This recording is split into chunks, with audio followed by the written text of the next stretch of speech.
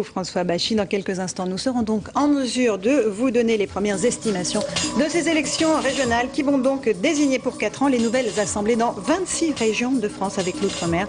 Des estimations grâce à notre institut de sondage Opinionway Fiducial.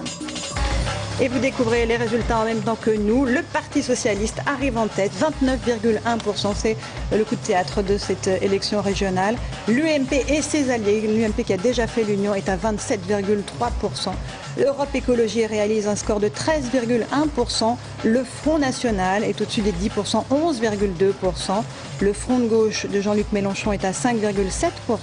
Et le Modem de François Bayrou à 3,4%. Tout de suite, une analyse, François Bachy. On va en débattre avec tous nos invités. On va tout de suite voir donc, les résultats dans les 6 régions, puisque nous les avons estimés, et tout de suite en Languedoc-Roussillon.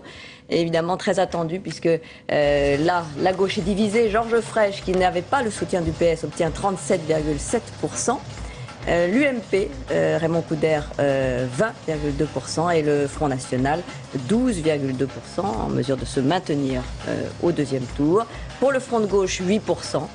Pour Europe Écologie, 7,8%. Et alors là, évidemment, le résultat le plus attendu, celui de la liste justement soutenue par Martine Aubry, du maire de Montpellier, Hélène Mandroux, qui elle n'obtient que 7%. Et donc là, François le disait, en tout cas un signe de désaveu pour Martine Aubry, ou en tout cas de difficulté de réaliser le grand chelem. Sur l'Île-de-France, avec vous, Hugues Cazenave, puisque là il ne s'agit pas d'estimation mais de projection.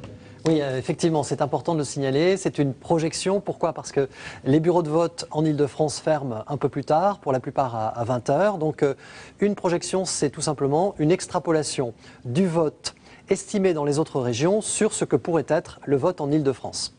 Alors, cette projection Opinionway Fiducial, que donne-t-elle? Eh bien, elle donne la liste UMP conduite par Valérie Pécresse en tête avec 30%, suivie par la liste du Parti Socialiste conduite par Jean-Paul Huchon avec 28%, qui devancerait celle de Cécile Duflot, donc pour Europe Écologie, avec 17%.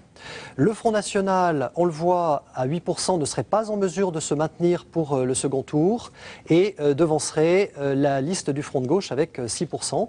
Donc pour le second tour, une position plutôt favorable pour la liste conduite par Jean-Paul Huchon, qui serait en mesure de constituer une liste d'union avec Europe Écologie éventuellement, et donc une configuration de duel sans la présence du Front National pour le deuxième tour.